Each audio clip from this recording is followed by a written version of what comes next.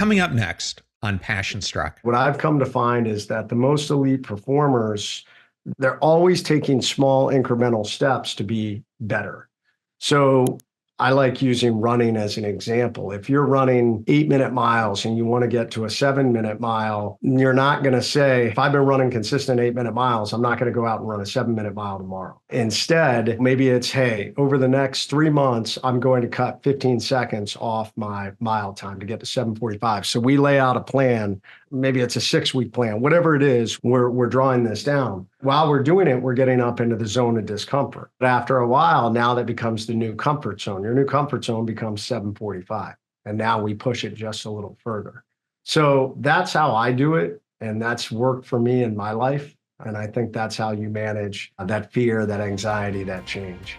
Welcome to Passion Struck. Hi, I'm your host, John R. Miles, and on the show, we decipher the secrets, tips, and guidance of the world's most inspiring people and turn their wisdom into practical advice for you and those around you. Our mission is to help you unlock the power of intentionality so that you can become the best version of yourself. If you're new to the show, I offer advice and answer listener questions on Fridays. We have long-form interviews the rest of the week with guests ranging from astronauts to authors, CEOs, creators, innovators, scientists, military leaders, visionaries, and athletes. Now, let's go out there and become Passion Struck.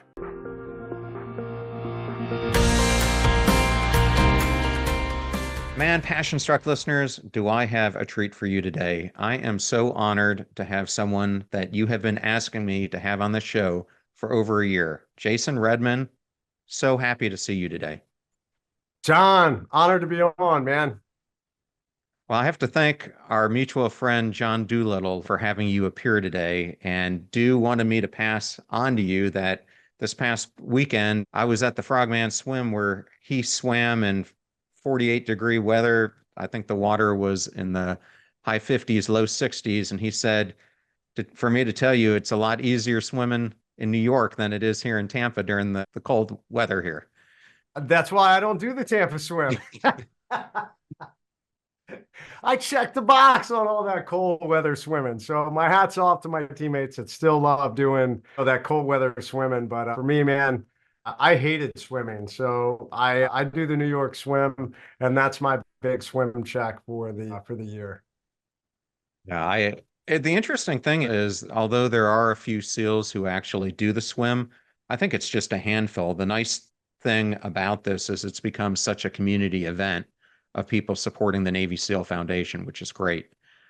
That's awesome. Well, dude, thanks, bro. Keep setting that example, man. A lot of you guys are always like, come do the Tampa swim. So maybe one of these days. But to everybody out there that is supporting the Navy SEAL Foundation, thank you. It is a dangerous job. It's a hard job on our community. I'm sure a lot of people have seen when we are recording this just recently, we lost a couple of teammates conducting operations over in the Middle East. So it takes a toll on the families, and Navy SEAL Foundation does an amazing job supporting us. Yeah, that was something that they really highlighted at the ceremonies. Yes, prayers go out to those families who were impacted by that. Speaking of veterans, Jason, I understand you and I have similar family backgrounds. My grandfather and my father are both veterans. My grandfather was part of the Army's 11th Airborne, and my father is actually UDT class of 16. He was part of 2 classes of Force Recon that at the time they didn't have a school, so they sent him through. So he's a Marine Corps Raider. That as a backdrop, I understand your grandfather and father served as well. How did their service impact your desire as a kid to want to serve? Yeah, I think it just set a tone of service. And I think some individuals, I think you just have that inside you from a young age. My parents talked about when I was 3, I used to talk about I wanted to be a fireman because firemen are brave of heart. Somewhere along the lines, as I got just a little bit older, who knows, 6, 7, I wanted to go in the military. And I'm sure a lot of the stories from hearing about what my grandfather had done, my great uncle, and my grandfather, I think all those things shaped me. My dad was a paratrooper, airborne, and was an airborne instructor. And I remember playing with, he had an old discarded parachute in the gear. And I remember playing with that as a kid thinking, man, how cool would it be to jump out of airplanes? So I think all that shaped me, and it was a path that I went down and never really lost sight of. I always, from a very young age, wanted to go into the military. I kind of slid back and forth between wanting to be a pilot and, for a small period of time, I thought about being a Marine, and then I thought about Army. And then ultimately I found out about the SEAL teams, and I said, that's what I want to do. Well, something I wanted to ask you is you might know Admiral Kerry Metz. I was talking to him and we were talking about Do. And when you see John Doolittle, he is what I think people think about when they think of a SEAL is 6'2", 6'3" guy who swam across the English Channel. However, I don't think what people realize is in actuality, most SEALs are probably 5'9", 5'10", completely different than what most people think about. And I know that as I was growing up, people kept telling me I was too small to do this or too small to do that. And I think it's something you were faced with as well. How did you learn to overcome that and to push through it and to see it and not as a barrier to what you wanted to achieve? Yeah, it's a great question. I wish I could tell everyone that there was some catalyst. I'll be honest, I think it was just something genetically inside me because unfortunately, my dad told me a lot. Hey, you're too small to do this or to do that. And I really caution parents now, if you tell something, especially younger individuals, something over and over again, it's going to seep into their subconscious and it becomes part of who they are. I'm 49 years old and I still hear that voice telling me today, you're too small. And I've done all these amazing things. But something inside me said, I don't care about that. I don't care what you tell me. I don't care you tell me I'm too small or whatever it is. There was just a fire that said, that's what I want to do. And I'm going to do it. And I'll be honest, in some ways, when you tell me I can't do something, it drives me even harder to want to do it. And there's pros and cons of that. I talk about that some later. I've talked about it in podcasts. But for me, when I was younger, it was a fire. Everybody told me I couldn't do it. I was the 95-pound weakling. I was a little runt. You'll never be a Navy SEAL. And I was like, yeah, well, watch me. Jason, you and I overlapped for a number of years when we were both in the service in the 90s. You probably didn't know this, but I did a tour with Naval Special Warfare Unit 10 in Rota. And then I did counter drug operations in South America during the mid to late 90s with several SEAL teams and was also assigned to JADF South doing counter drug operations. So you and I had a couple things in common. We would Might not be. overlap in time down in South America. That was right during the time that I was down there. Yeah, I was in Colombia, Ecuador, Panama, some other Yeah. places. My old stomping grounds. So if I have it right, you spent 11 years as an enlisted Navy SEAL and then almost 10 years as a SEAL officer. Reflecting on your extensive career, how do you think your experiences, including both your successes and mistakes, help you to shape your understanding and approach of leadership? And there is no doubt that the military helped shape who I am today. And I'll be honest, frequently when individuals are successful, oftentimes they follow a path and they've laid out a plan and they've executed that plan. And don't get me wrong, it's hard, but when we execute the plan and we achieve that plan and we achieve that success, we don't always stop to look back on, well, hey, what worked really well for me following and executing that plan? Because we're already moving forward to the next steps in that plan. What I've come to find is failure is the greatest thing that forces you to stop and figure out, well, what went wrong and how do I fix this? How do I recreate? How do I get to the goal I was trying to get to because failure stopped me from doing that? And really, for me, it was failure that shaped who I was as a leader and everything that on what I speak on today. And I failed at a pretty good level. I often tell people that ego and arrogance are a dangerous combination, very much so on the battlefield. And I would say for in any aspect of your life, when you start to think that you're too good or that you're above others or that you don't need to, you've reached the end of your learning curve, any of those things, that's really dangerous. And I had kind of reached that point as I was an E6. I'd really done well. I got recommended for a commission. I really thought I was ranked #1 in all these different things. And I came back as a young SEAL leader as an officer after I had picked up a commission, thinking that I really had it all figured out. And not only did I not, the world changed. 9/11 happened right as I got commissioned. Our tactics changed. We suddenly went from a peacetime military to a wartime military, fighting two fronts of a war that was very dynamic, very complex, very dynamic enemy. And all of those things led to my downfall. I made a series of poor leadership decisions that culminated with a bad call on a mission in Afghanistan. And that failure point and almost getting myself kicked out of the SEAL teams was really the rock bottom moment I needed to reevaluate and say, okay, the current path you're walking is not working, and you're about to get yourself kicked out of this amazing unit that you've worked so hard to be a part of, and as a leader of an amazing unit. And that became the foundation of everything now that I teach and write on and share with others. So I would say all of these lessons came from the military, but they're reinforced throughout my life. I have had other failures and successes, but oftentimes it's the harder points in our life that we go back to the foundational lessons that I'm like, okay, I know these things work. Or what I call life ambushes, those moments when you're on the X, where you got to go back to the foundational things and how you lead yourself, how you lead others, how you lead always, despite the adversity, despite the problems, despite whatever storm you're in. I've always gone back to that and said, okay, let's go.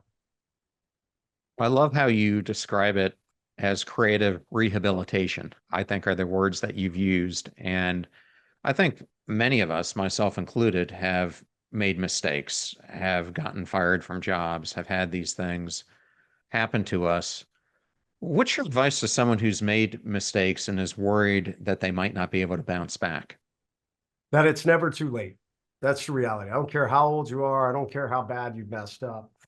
When I failed as a leader, one of the creative rehabilitation things that they gave me was they sent me to U.S. Army Ranger School. And when I went to Ranger School, I got inside my head. I started telling myself it's too late. The special operations community, John, as you well know, we are a very driven, high level type A group, and we don't necessarily tolerate failure or mistakes very well. We have a tendency to really apply a lot of pressure on those individuals to either fix themselves or remove themselves. And that's just kind of how the organization works. And that is a good thing, in my opinion. And as I was trying to fix myself with a lot of guys who said, we don't want that guy back. He's dangerous. He made bad calls. He's going to get us killed. I started to get inside my head and I was like, man, it's too late. There's no way I can win back these guys. There's no way I can overcome this. And I remember talking to one of our senior leaders, one of the most respected leaders in our community that had been a mentor of mine. He had been a commanding officer. And he said to me, Red, you need to understand something. He said, people will follow you if you give them a reason to. He said, that's all leadership is. He said, I don't care how bad you've messed up. It's human nature that if you are operating at an incredibly high level of sustained superior performance over time and you have a winning formula and you're on the winning team, people are going to want to follow you. Now, they may look back and say, man, that guy messed up, and they may not jump on board immediately. They're going to watch for a while and say, hey, is this guy still the same screw up I knew from years past? Or they're going to say after a while, wow, this guy or gal has really changed. And I want a part of that because, man, they're exuding success at these high levels. So he said, that's what you need to do. You need to focus on just crushing it. He said, crush Ranger School, come back to the SEAL teams and give the guys a reason to follow you. He said, and that's how you overcome this. And he was 100% right. That became the foundation of my formula for leadership. Lead yourself, lead others, lead always. And I truly believe that. I will say, you won't win everyone over. 80% of people will say, hey, man, that guy's changed. I want to follow on and be on that team. And then you may have 10, 20% who are the haters who say, you know what, screw that person. I don't care how successful or how good they ever say they are. I remember when they messed up, and they want to hold you. They want to pin you on that X. And you know what? Screw those people. Be strong in yourself. Know that you've made those changes and keep driving forward and follow that formula. Yeah, and I know being an operator, you are really focused on the cohesive team decisions, and you guys are put into situations where you're under a lot of pressure. But those circumstances aren't immune to people who are special operators. You can find them if you're a doctor, an attorney who's got a high exposure case, people in the corporate environment, professional athletes. I was hoping that you might be able to talk about this using a story from your time and maybe showing how people can learn from that and to how they can trust their team decisions and knowing how to do the right thing when you're faced with pressure, when many of us want to take the easier path instead of the one that's often harder, but aligns to our core values. Yeah, I teach something at a lot of the corporate keynotes and the workshops that I do called Learn to Lead. So Learn to Lead is acronym, and it really is the foundation of everything that I teach, based on many of the lessons that I learned and the things that I incorporated into my life. I want to take a step back for a second before we get into that. I think it's critical also that as leaders, and John, you will appreciate this. I meet a lot of leaders as they get further along, especially in high pressure jobs. Any super high pressure job where there's lots of stress, there's major decision making, whether it's life or death, or whether it's millions or billions of dollars in decision making. And what tends to happen is we stop taking care of ourselves because we get so focused on the criticality of this job and the importance of this job and where we are. And I will say that one of the reasons why I think the military and special operations put such a premise on fitness is not just because it's a very physical job, but we also know that the human body responds so much better when we take care of it. Mentally, we make decisions better, we feel better, we handle stress better, we're more creative, we have more energy, all these different things. So I really encourage people as leaders to understand the greatest thing you can do for yourself out there is to make sure you are taking time to take care of yourself. You are eating healthy. You are getting at least 6 to 7 hours of sleep a night, more if you can. You are working out, you're moving your body. All those things are going to make you a better leader and help you manage stress better. And if you're doing, that's the foundational level I talk about. In Learn to Lead, the first level, the L stands for follow the 3 rules of leadership. Lead yourself, lead others, lead always. Number 2, E, is engage teams through trust. A lot of leaders in high pressure jobs have a tendency, and I was one of them, when things were going really hard and fast, or maybe we've made a mistake, or the stakes are really high, we suddenly have a tendency to start micromanaging the people around us. And we're really trying to hang on to control the outcome. And you're really doing the exact opposite of what you want to do. What you're saying as a leader to your team is, I don't trust you.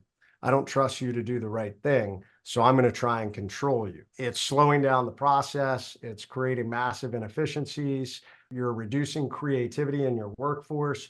You're reducing any kind of initiative. You're creating a workforce of people who are afraid to make decisions because that's what you're saying. So engage teams through trust.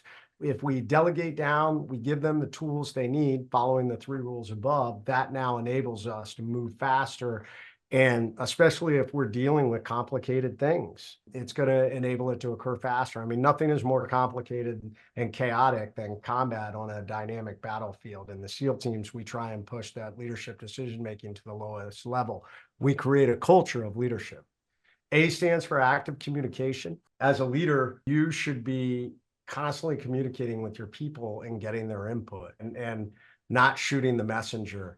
I mean, a lot of leaders at high level, high stakes organizations who claim they have an open door policy, but whenever anybody comes to talk to them, oh, I'm busy, I can't talk right now, or they lay into them. You really need to have a culture of active communication if you want to build high level teams in high stress, demanding environments. R is respect. Respect for the position you hold as a leader. Understand that if you are a leader in any organization, that title doesn't make you a leader, that corner office, salary you're making doesn't make you a leader. None of it does. It's your ability to lead, and understand that decision-making you are doing has an impact on the people you're leading. And understanding that they're people. People are complicated. People, I mean, put it bluntly, people can be a pain in the ass. They have their own feelings and problems and all these things. We don't lead robots. We lead people. But you have to respect the fact that these people are passionate, and sometimes because of the nuances of their own lives and what's going on, they may get a little bit off track. So being patient and respectful and communicating with them to get them back on track. And the last one, like you said, N stands for there are no shortcuts. I tried to take a shortcut as a young leader on the battlefield. I wanted to get into a fight, and I took it upon myself to move down into a valley to try and get into a fight with a Taliban force down below. And it was a terrible call. I'm very fortunate that no one was injured or killed because of my decision, but it was a shortcut. I thought I'd be the hero of the story by doing this, and it did significant damage to my credibility and reputation. So don't take shortcuts. You're going to learn far more by taking the longer road anyways. It's going to make you better. It's going to make you stronger. It's going to give you the experience. You'll be able to talk to people and say, hey, look, these are the things I learned taking the longer path.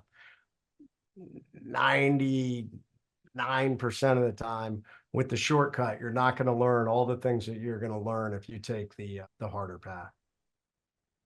Okay, Jason, another thing I wanted to explore is a concept that I call the zone of optimal anxiety in my book. And in the chapter that I write about this concept, I featured a fellow Navy SEAL, Mark Devine, and how he ended up figuring out how to do this. Can you share with the audience how you mastered the same skill set, which is really, if you've got too much anxiety, you're going to perform poorly. If you've got too little, you're going to perform poorly. But how do you maximize so you get yourself into your peak performance zone? I talk about that in my book, Overcome, with something I call the pyramid of change. And the idea is there are different levels of change. Most people, I don't want to say all of us, but most people aspire to be better at some point of their lives. The lowest level of the pyramid is the zone of no change, no results. And most people don't live there. The second zone is the comfort zone. And most people in this world live in their comfort zone. If you tell them this is where they need to be, or they do the minimum they need to get by, to achieve the status quo. Above the comfort zone is the zone of discomfort. And then at the very top of the pyramid is the burnout zone. Where we want to live is in the middle of the pyramid, between the comfort zone and the zone of discomfort. If I'm setting a new goal and I want to go and drive forward, there's always going to be a level of fear. There's going to be a level of change. There's going to be a level of pressure. There's going to be a level of I'm having to change routines or introduce new equipment or hire new people, or now my schedule's changed. Well, now you're in the zone of discomfort. We can't live in that zone all the time, because then we end up in that burnout zone, which is what I know Mark and you guys are coming at. Instead, what I've come to find is that the most elite performers, they're always taking small incremental steps to be better. So I like using running as an example. If you're running 8-minute miles and you want to get to a 7-minute mile, you're not going to say, hey, tomorrow, if I've been running consistent 8-minute miles, I'm not going to go out and run a 7-minute mile tomorrow. Well, maybe it's, hey, over the next 3 months, I'm going to cut 15 seconds off my mile time to get to 7:45. So we lay out a plan. Maybe it's a 6-week plan, whatever it is, we're drawing this down. But while we're doing it, we're getting up into the zone of discomfort. But after a while, now that becomes the new comfort zone. Your new comfort zone becomes 7:45. And now we push it just a little further. So that's how I do it. And that's worked for me in my life. And I think that's how you manage that fear, that anxiety, that change. And so you showed your book, Overcome. We've been talking about things that are out of it, and I'll share your other book here, Trident, and I'm going to now dive a little bit more deeply into, which is your journey through adversity most of us will never have to face. And I just want to paint this for the listeners. My understanding in 2007 is you were in Iraq and you were coming off a deployment that is the type of deployment that SEALs die to have. You had action on an almost everyday basis. You're getting to do activities that you were always trained for. You're doing things that are really protecting your country and moving the needle. And you're nearing the end of your tour of duty when you're called out almost unexpectedly, because I understand beforehand you were so doubting that this mission might even happen that you went to the weight room and you end up being summoned and told that it's going to go ahead. Can you kind of take us from that point and what ended up happening? So we were only 1 week from the end of that deployment, a very eventful, like you said, a deployment that every SEAL, I think, dreams of. I believe we conducted 80 direct action missions going after mid-level and high-level insurgent and Al-Qaeda leaders. And we had been trying to capture or kill the senior leader for Al Qaeda in the Anbar province, a very wanted individual that we had come in contact with on the periphery a couple of times. On the very first mission of the deployment, he was responsible for wounding several of our guys, and then our turnover team that we had that was getting ready to leave, and they killed Petty Officer Clark Swedler on that mission. So on that night, September 12th, we were told, hey, we think this guy is going to be in a specific location, something called a time-sensitive target. We launched on that mission in the early morning hours of September 13th and took down the initial target, found a lot of activity, but no enemy. And while target secure, we had found weapons and IED making components and things like that. We were going to blow that stuff in place and call it a night when our sniper saw some activity on another building about 150 yards away, some suspicious activity. They watched individuals kind of run across the street and hide in some vegetation. My boss, the ground force commander, said, hey, I want you to take your team. Let's go walk these guys down. Let's go find out who they are and question them. So I did. I took my team, and to make a long story short, we walked into a very well executed ambush. Our leader happened to be in that house 150 yards away. It was the last part of his security detail that had fled the house. They had a very well established ambush line set up in the vegetation across the street, and we walked right into it. So myself and multiple members of our team were shot up in that engagement, a very close range machine gun and AK-47 fire. And I was hit 8 times between my body and body armor. I took rounds across my body armor. I took 2 rounds in the left elbow, rounds off my gun, rounds off my right side plate, rounds off my helmet, had my left night vision tube shot off. I turned to try and move back to where our guys were, and that's when I caught a round in the face that hit me right in front of the ear, traveled through my face, took off my nose, blew out my right cheekbone, broke what was left of my cheek and kicked it out to the right. It vaporized my orbital floor. It broke all the bones above my eyes, shattered my jaw to my chin, and it knocked me out. The guys saw me fall about 10, 15 yards in front of them, which then left me pinned down in the middle of this pretty vicious firefight that ended up lasting almost 40 minutes, which is a really long time to be in a very intense close range gunfight. My teammates did an amazing job, fought back. At one point, my team leader ran forward under fire and got me back, got a tourniquet on my arm.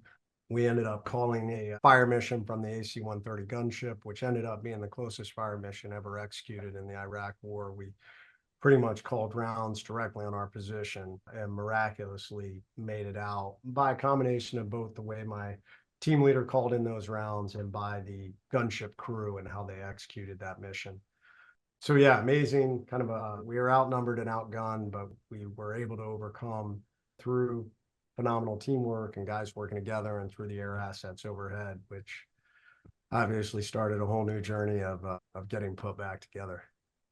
Thank you for sharing that. I mean, I can't even imagine waking up from the horror of that whole ordeal and then looking at yourself. And I recently interviewed Harry Budamagar. I'm not sure if you know who Harry is, but he was a Gurkha who, at about the same time you were in, he was in about his 15-year point.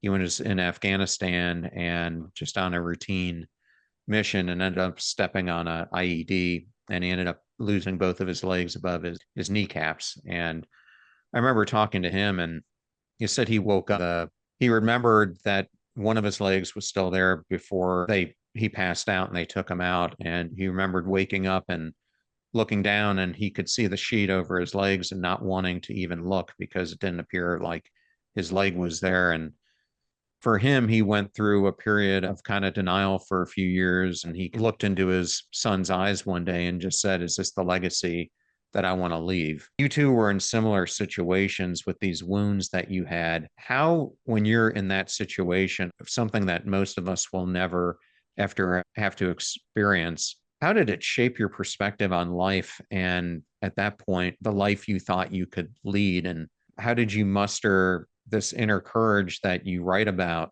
to face that and to realize you weren't going to let it stop you living this ideal life that you wanted to have? There were several things that came into. One of the things I tell people, be thankful for the hardships, the failures, the crisis you go through, because as long as you just don't quit and you navigated through it successfully, it gives you the roadmap and really what I call an overcome mindset. Going through hard things flexes your overcome muscles and builds your overcome muscles. And I'll tell you, I think I was very uniquely positioned for success with these battlefield injuries because of the leadership failure that I had navigated several years prior. Rock bottom, told we're going to kick you out of the SEAL teams, thought about leaving. Many guys did not want me to stay. And I navigated that path over 2 years, which often I tell people is actually the hardest thing I've ever done. If I look back on my life, to be ostracized from a community that I loved, that was very hard. I mean, I was suicidal there for a while. So to get to the other side of that and then to be injured, I had already created a roadmap. All the things that I talk about, all the leadership things, I kind of realized in that hospital bed. Don't get me wrong, it wasn't instant. I didn't come out of the surgery and say, "Oh, thank God I got shot in the face. This is so great. I know how to, I recognize this." It probably took about 10 days, I think, for all of that to settle in and to think, hey, man, this is no different than your leadership failure. The circumstances are different, but the formula is the same. You can lead from any situation, including a hospital bed, and you need to apply that here. And not only that, I knew that I couldn't go back and change the past. I could not change what happened to me. I couldn't change any of that. I often tell people, control what you can. And sometimes the only thing you can control in really hard moments is you and your attitude and bringing some positivity to really negative, hard situations. And that's what I did in that moment. And don't get me wrong, it wasn't this linear rocket ship. I had setbacks along the way. I had hard moments along the way. I definitely went through a period in about 3 years after my injuries where I was drinking heavy and really struggling with some of the demons of war. And thankfully, my wife is pretty amazing. We tell this story in the new book we have coming out, a relationship book we're releasing, where she called me out and said, "Hey, you're pushing everybody away." And it's the exact opposite of how we agreed we were going to run our marriage, that we were going to communicate with each other. And she's, "You're not doing that. And you're jeopardizing our marriage." And we've never, ever, divorce is not a word that we ever entertained, or the end of our marriage. We both agreed till death do us part. So that was a wake-up call to me. And I went and I sought out help through our command psychologists and chaplains, and then started seeking out different programs that could help me. One of the biggest things I try and tell people that have been through trauma and about getting off the X is no one can drag you off the X. If you're struggling, you have to make the decision to get forward. Now, lots of people can help you once you make that decision. And there is no easy button for getting off the X, especially when we're dealing with trauma of the mind. And what works for me may not work for you. So you owe it to yourself. All these wounded warriors and people that have been through trauma, whether it's sexual, emotional, physical, verbal, whatever it is, who are like, "Well, I tried this one thing and it didn't work for me. So now I just went back to self-medicating with drugs, alcohol, whatever it is." And I'm like, "You tried one thing." I've probably done at least 6 or 7 different modalities for trauma, and some worked and some didn't work at all. But have to lead yourself forward, just like anything else in this life. Yeah, I know for me, I did CPT and I've done prolonged exposure therapy and a few others. And it sucks when you're doing it, especially PET, because you keep reliving the same thing over and over again until it becomes not an issue, which is great once you're done with it. But the first few sessions aren't too good. But I think a lot of people don't want to put themselves into that intentional position of having to feel those emotions. I'm not sure if Andrew or Adam Marr, Andrew's retired Green Beret, but he runs an organization called Warrior Angels Foundations, and he's really connected with Amber and Marcus, who are doing vets, who I'm sure you're aware of. A few years ago, we were doing the 4x4x48 challenge out at Andrew's ranch in Texas. And he had gotten a number of operators who were from every single community, including the Coast Guard, who were there. And he had a F-18 pilot, Keegan Gill, who had also bailed out at Mach 1, 200 feet above the ocean, and lived to tell about it. But it was so interesting for me man, because it was like all these things that I thought were going on inside of me that I hadn't really talked with other people about. When we started to talk and share stories, there were probably 60 of us there. It was like 99% of us were feeling the same things. And even though a lot of us had recovered physically, it was more the mental and emotional toll that were really impacting us years beyond. And I think that's really common in people. Do you find it the same way? Yeah, I do. I think that shared experiences, whether it's physical, going through that adversity, and I think that our ability, like you said, to talk about and share with others, there's power in that. And I think we're all afraid of that. That's the reality. We're afraid to talk about our failures. We're afraid to talk about, hey, this was really hard, especially coming from a type A community, the protector community. There's an inherent part of our job where we act like some of the things that we've been exposed to don't bother us, whether that's physical hardship or whether that's emotional hardship. So sometimes if you've been through trauma, it's hard to say, wow, this really bothered me, or this is an issue. Jimmy Hatch, James Hatch, I don't know if you're familiar with him. He's a teammate who wrote a great book called Touching the Dragon.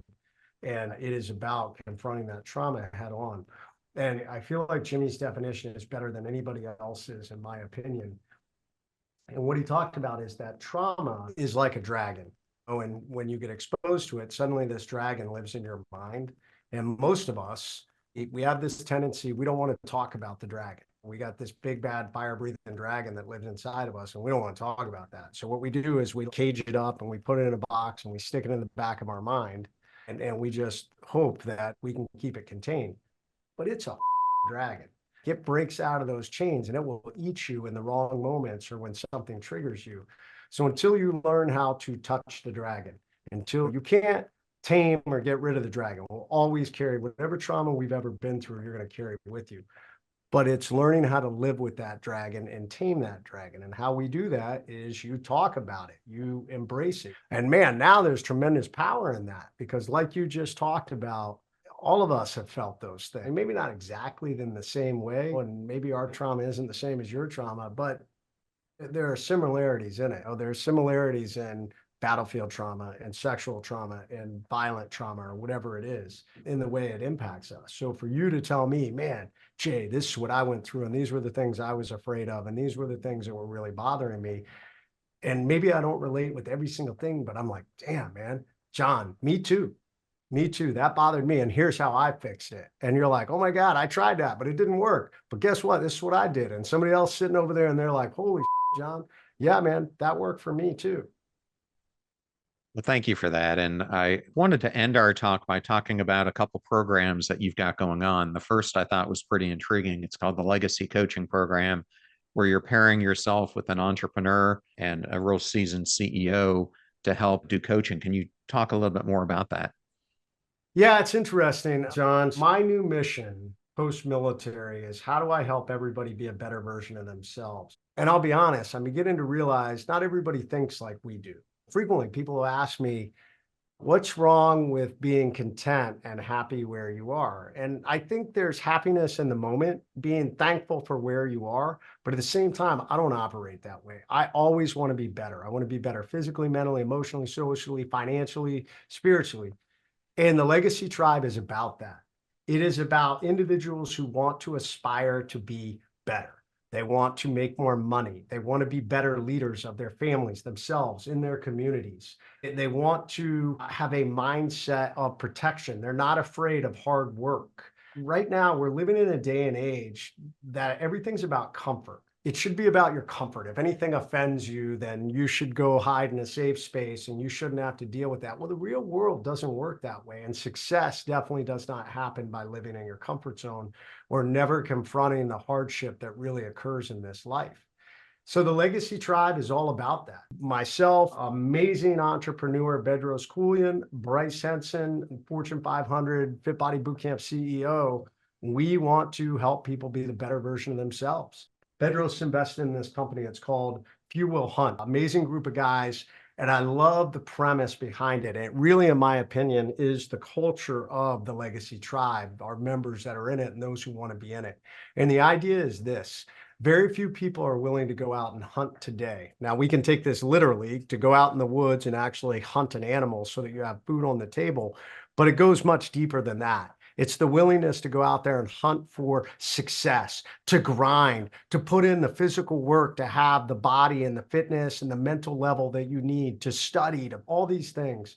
That's what Legacy Tribe's about. I want to try and make as many successful people as we can. Right now, everybody talks about the downfall of America. I think the greatness of America is still there. It's still built on the foundation of what made America great: grit, resilience, leadership, sacrifice, all these things. And there's a whole bunch of people, the few, who still believe that. And I want to empower them and give them the resources to just crush it, man, to just take this country back through massive wealth, through massive leadership, and through massive impact. And I'm trying to do the same exact thing because I'm sick of seeing so many people settle for less than the dreams that they aspire to achieve. And so many people are going to end up living their life and looking back and having this humongous regret that they didn't give this life they aspire to lead a shot. And it's just so heart-wrenching to watch so many people stuck and not willing to take the steps to do it. This mindset that somebody's going to come save me. And that somebody is becoming more and more government or maybe big business. Oh, I'm like, no one's going to save you at the level that you'd like to see. That's the reality. The only person that's going to take you from here, the government may take you from here to here. That's it. That's the best you're ever going to see. Or reality, they're going to maintain the lifestyle that you're living in, or maybe even a little less. The only one who's going to take you beyond that is you, your ability to lead, your ability to create something amazing. And that's what you're doing. That's what I want to do. That's what I'm doing in my own life, with my own family, with my tribe. That's what we want to do in Legacy Tribes. Man, I can't tell people enough. Get off your own X. It is about action. It's not about sitting there hoping that somebody's going to come along. The cavalry ain't coming. Absolutely. And the last thing I want to talk to you about is your workshop, Overcome and Survive. What are the core elements of this program, and what would someone benefit from attending it?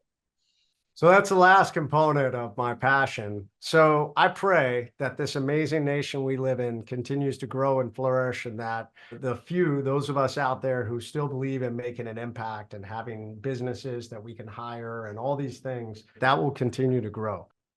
Reality is, it's a dangerous world we live in. And crime is growing, problems are growing, lack of accountability in so many of our cities. Our criminal justice system is having issues. I believe strongly in Second Amendment rights. I believe every American should own a firearm, and you should know how to use that firearm safely, understand the laws around it.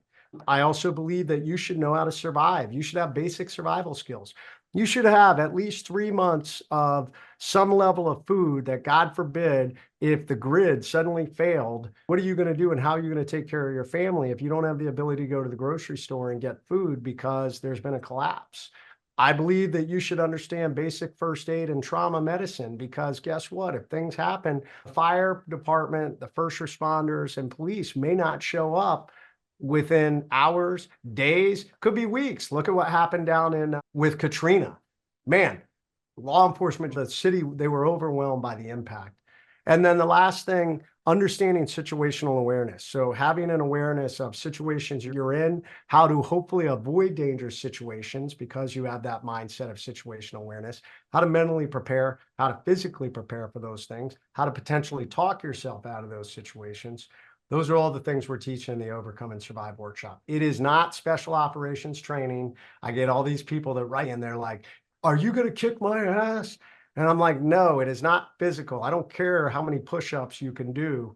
You do need to have a little bit of physical ability for the things that we do in the course, but it's not designed to be this hard training. It's designed to give you, the average everyday American, the skills that, God forbid, the worst happens, you can protect yourself and your family. Yeah, I love it. And I gave my kids a copy of Mike Glover's book, Prepared, because I think it's a great manual for people to understand that when you least expect it is when something can happen. And having that awareness, as you talk about, is so key to understanding how you have to deal with the repercussions that come from it. And it's much better to start preparing than it is to face this and have nothing set up to deal with the situation. 100%. We tell people in the course that in a dangerous, violent, or totally unknown, chaotic situation, you will always revert to the lowest level of training you've ever received. If that's nothing, your brain's going to turn to mush and you're not going to know what to do. So if you only went through our course or Tim Kennedy's course or Mike Glover's course, there's quite a few courses across the country that are doing great work. If you only go through one of those, you are going to be better prepared than 90% of the people out there who live by this idea of, oh, that'll never happen, until it does. And Jason, I want to end on this question. If you could give one piece of advice to our listeners who might be facing their own life ambushes, what would it be? Get off the X. We all get stuck on this X in this life, and we spend so much time focusing on the negativity. We focus on the past and what we've lost. We focus on the future and what we're not going to achieve because of whatever crisis or whatever failure end has occurred. And we focus on the pain, and then we waste a whole bunch of time blaming others, blaming the economy, business, whatever it is. None of that matters. None of that is going to help you drive forward. What's going to help you drive forward is to get up and get off that X. Start moving forward beyond that trauma. Understand this. Driving forward off that X is not going to fix what's broken, and oftentimes it's not going to recover what's lost. But so often when we get off that X and we start driving forward and you start getting momentum, that's when we are able to start doing more, and it starts to make a greater impact. Momentum, action loves more action. You're able to drive that momentum. So often what I've come to find is people, when they have that the end moment where they were on the X and they finally start making momentum, it becomes a new beginning. And for many people, myself included, it was an even bigger course than I ever thought about before, coming out of that tragedy or trauma. So get off the X. I love it. You're absolutely right. Action leads to action. And it's something that everyone needs to understand. It's those small micro choices that we make every single day that compound into the greatness that we want in our life. Well, Jason, so amazing to have you on the show. Thank you so much. It was such an incredible honor to have you here today. John, I'm honored. Thank you, man. Passion struck. Let's go. What an amazing interview that was with Jason Redman. And I wanted to thank Jason and my buddy, John Doolittle, for the honor and privilege of having her appear on today's show. If you want to know how to unlock the secrets, optimal health, and longevity, I have got a phenomenal episode coming up for you with the one and only Dr. Casey Means, the leading voice in this movement to create more personalized health. In our interview, Dr. Means brings her personal expertise in functional medicine to the forefront, discussing innovative ways to decode your body's signals, transform your health, and master your metabolism. All of these different things are just fascinating ways that really show us that our genetic code, the 3 billion base pairs that make up our DNA, are one piece of the puzzle. But a huge, I would say even bigger part of the puzzle is how we activate them, how we turn them on, how we turn them off, how we fold it. And that is all through our choices. I think we share between 96 or 99% of our genome is like shared with dogs and almost every other land animal we see. So it's not just about the actual sequence. It's a lot about how it's expressed. And so I focus a lot on the fact that is where we should really focus our energy, because that is totally in our control. The fee for this show is that you share it with family or friends when you find something useful or interesting. If you know someone who could really use the advice that Jason gave on today's show, then definitely share this episode with them. The greatest compliment that you can give us is to share the show with those that you love and care about. In the meantime, do your best to apply what you hear on the show so that you can live what you listen. Till next time, go out there yourself and become passion struck.